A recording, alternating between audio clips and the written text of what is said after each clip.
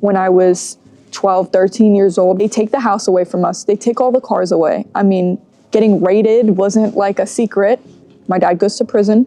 But that was like a difficult time in my life. I was selling everything to have money to help out with the family.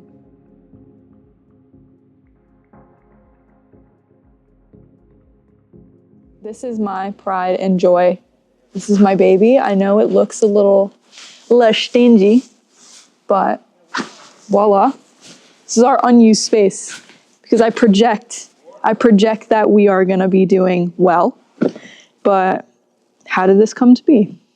Well, when I was a child, I grew up around sneakers, fashion, whatever, and literally there's pictures of me in a Nike box. Like that's how die hard my whole family was for sneakers and clothing and bags and all that stuff. Not to be materialistic, but that's just a hobby. Like that's what they like.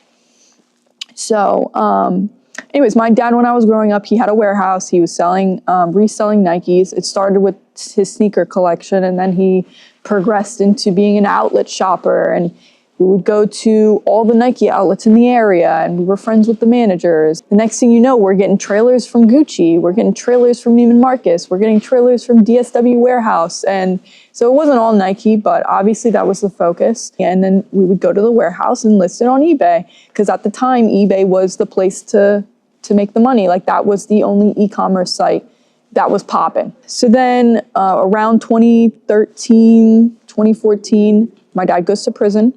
I didn't talk about it a lot, but those who knew. I mean, it was on the newspaper, and getting raided wasn't like a secret. But that was like a difficult time in my life because the way that I look at clothes, the way I look at money, the way I look at building a business is all from him. So to get that taken away from me when I was 12, 13 years old was really difficult for me. That's like your best friend going away.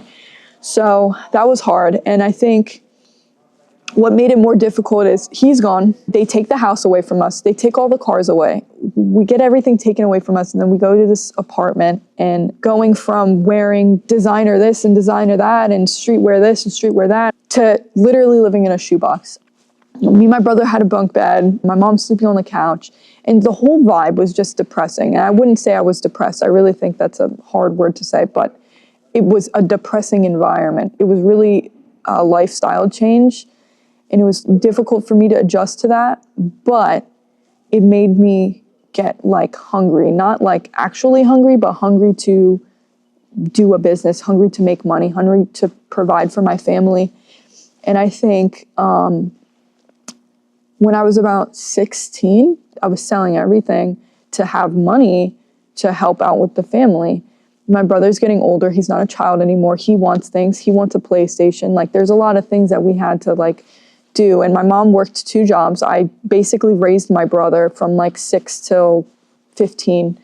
So I did what I could to make money. Then I go to college. So I'm in college. There's really not much for me to do. I'm living in a dorm. I'm so like sad. I miss my family. I'm in Philly. I went to Drexel and I was there for 9 months or 6 months, something like that. And then COVID happened. So then I come back home. COVID was really difficult for me. It was really depressing for everybody. But I was making a killing on online sales. I was selling random stuff, stamps, like random like office stuff. I mean, anything. I would go to Marshall's. I'd find like Ed Hardy True Religion jeans. I was selling that. Like I was selling it because people couldn't leave their house. But I didn't care. I was leaving anyways. Then my dad came home. And I think when my dad came home was really when I started to take it more seriously. Mind you, I'm still in college this whole entire time. I'm still doing like the online whatever because we had no choice.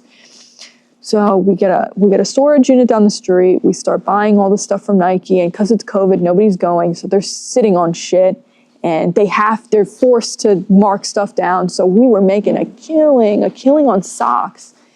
And so then we realized like, yo, these socks are $9. Like, oh my God, like we need to sell these socks. And it's not the most appealing thing, but the margins were insane. Like people on Amazon, like these soccer moms on Amazon Prime were buying them for like $34.99, $38.99 for a pair of fucking 6-pack socks that I'm getting for $9. And I think retail on them is like $25. which is whatever. We start selling like 200 socks a day. We would hit DC, Woodbridge. We would hit Leesburg. We would hit all these Nike stores buying up all their socks. And these people are looking at us like we're fucking crazy. And we couldn't get enough of them. And so that's when I started selling on Amazon, is with the socks. Once we got the socks, I started selling them on Amazon. So Amazon really jump kicked the business.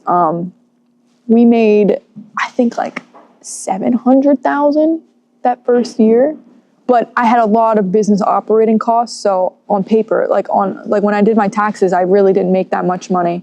And then the next year we get to like 900,000. And then I think the next year we did like 1.2 million. And now this is when I started to rent a house. I rented this really nice, slick little McMansion house, and we used their whole basement's unfinished. So that was like over 1,000 square feet of stuff that I could do. So we put up racks and bins and all this stuff. And we're doing everything at the house. And the UPS would come and pick up everything, and we just package from the house, list in the living room, whatever. And then this past year, 2025, we did like, we were on pace to do like 4 million. And we were like, bro, we're running out of space. Like, we had no more space. We had hundreds of bins, we couldn't fit anything. So we find this warehouse, and it was a really good rate in comparison to everything else. It is got character, but it's good for what it is. We're fucking freezing right now, but you know. And then we just explode. Like, this whole Christmas, we fucking exploded. We made more than 4 million. I think we did like 4.2 or 4.3 million. And now it's serious, because now I have 12 employees and I have people to pay and operating costs and CAM and a bunch of stuff. There's a bunch of shit going on, but it all started from me being fascinated with the sneakers, with the fashion, and me selling my own clothes, figuring out how the market works, figuring out how margins work on my own. Mind you, I'm doing all this. I did all of this in college. I graduated 2023, and I would go back and forth from college. Like, on the weekends, I would come home. I set my schedule like that so I could come and work. So I was working the whole time. I did graduate top of my class. How I did that, I don't know, but I did it, and I'm very happy I did that. But the beauty of now capturing this on film is that, like, I want people to see that it is possible, and it's not pretty, but it's real and it's raw, and this is how I make money. This is able to be done even quicker than I did it if you're as focused as you are. And it's very possible. And I want to document my failures and my triumphs for everybody, so you know that not everything is cookie cutter, pretty, perfect, course selling, show you how to do blah, blah, blah. Like, if you got it, you got it. You don't, you don't. Like, if you want to do this, you're going to be successful. So yeah, I'll step out.